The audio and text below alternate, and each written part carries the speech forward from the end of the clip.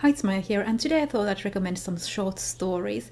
I don't read a lot of short stories. I find it hard to get into such short snippets of characters and world, but these are some of the short stories that have stuck with me. I will recommend some that are fantasy and a couple that are horror. Most of these are available to read for free online, and I will link them in the description. First, I'm going to recommend the Grandma Harken short stories by Ursula Vernon. Grandma Harken is the old woman main character that fantasy needs more of. She's stubborn, no-nonsense, smart, and get things done heroic. I find these stories to be among Ursula Vernon's best work, and you can find them either from her collection Jackalope Wives and Other Stories, published under the name T. Kingfisher, or you can read them for free on Apex Magazine's website. The first Grandma Harken story is The Jackalope Wives, and that is a short story, and it is about jackalope wives, who are these jackalopes who under the half moon take off their skins and dance around a fire as young women. As in stories like these, men will try to get their skins, steal their skins, and get themselves a wife.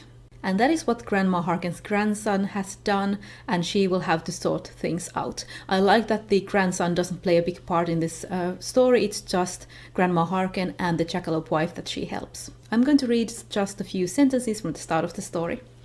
The moon came up and the sun went down.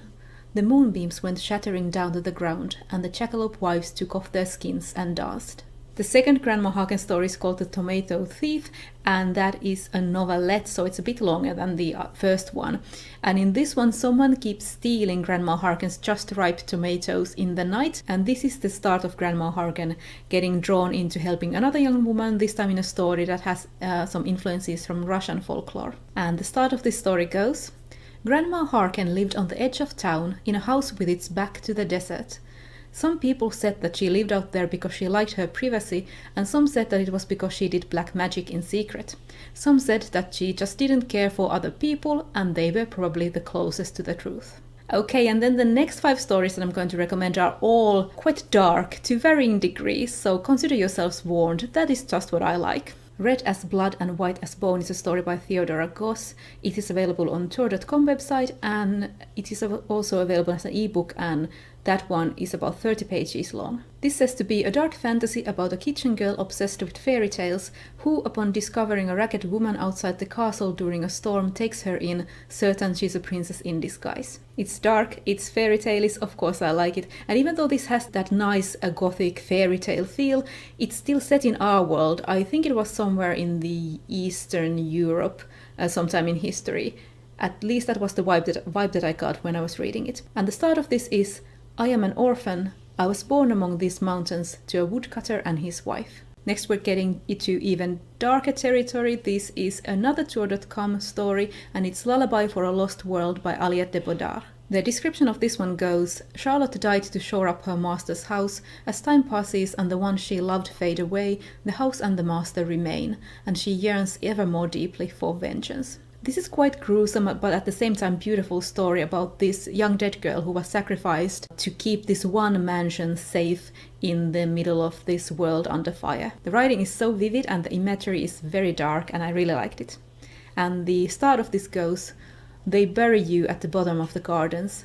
What's left of you, pathetic and small and twisted, so out of shape it hardly seems human anymore. Then there are 2 stories that I don't actually remember that well, except that I like them, and these are both from Beneath Ceaseless Skies, which is a site publishing stories of what they call literary adventure fantasy. The first of those is Men of the Ashen Morrow by Margaret Killjoy, and this is another story with an old woman as the main character. This is a high fantasy story in which a creature has to be summoned every time the people want to put an end to summer, and there is always a sacrifice involved. And even though the group is called the Men of the Ashen Morrow, there are also women in the group. This one had animal death in the first line, so I'm gonna read the second line instead. It took blood to call the end of summer. Exactly how much blood was always the question. Then we have Laws of Night and Silk by Seth Dickinson, and this one is about a country that uses children raised in sensory deprivation as magical weapons in the war, and the main character is one of these people who has to carry one of these childs into battles and expected to use them and their magic, and this whole concept is super dark. The first sentence of this is: Kavian can pretend this girl is her daughter through drought and deluge, but the truth is the truth. Irasht is a weapon and never any more. Then I have one that isn't really speculative fiction. This is horror set in our world, and it was written in 1892. And I thought I'd add it because it's one of the, like I said, few short stories that have really stuck in my mind. And that is Charlotte Perkins Gilman's The Yellow Wallpaper. In this edition, it's about 20 to 30 pages, and this is about a woman driven to the brink of insanity by a rest cure prescribed to her after the birth of her child.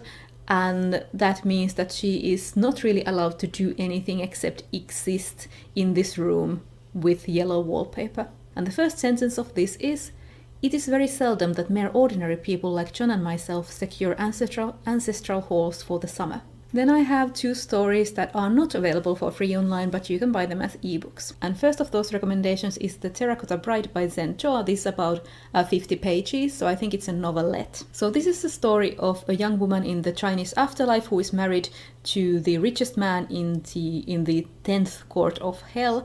And the story starts when the husband brings home a new bride, a woman made of terracotta. And slowly the two women grow closer, and I found this to be a quite beautiful story. The start of the story is, even the housekeeper knew about the terracotta bride before Xu Qin did. Xu Qin only found out when she ran down the stairs one day, a day like any other, and saw the girl coming in through the main doors in full bridal gear, her ornamented headdress tinkling. Then another dark one. This is The Convergence of Fairy Tales by Octavia Cade. This is, I think, a novella. It's a bit under 60 pages. So this horror novella ties together 5 fairy tales into one woman. So it starts when Sleeping Beauty wakes up and realizes she has just given birth when she was asleep. And she absolutely hates that baby, and there's some harm done to the baby, so if that is not something you can read about, just skip this one. The story follows this woman whose heart has grown cold with rage and hate and revenge. And she is Sleeping Beauty, Snow Queen, Snow White, Frog Princess and Rapunzel combined all into this one woman and one story. And for me it was this combination of all these different fairy tale characters into one, with the absolute cold rage of this character that made this story fascinating. And the first line of this is, "The Sleeping Beauty woke with a heartbeat between her legs." And those were all of my short story recommendations. What can I say? I like dark fairy tales. But the Grandma Harkin stories I think are great for everybody. I recommend them to all. Let me know if you have read any of these, and that's all from me for now, and I will see you in my next video.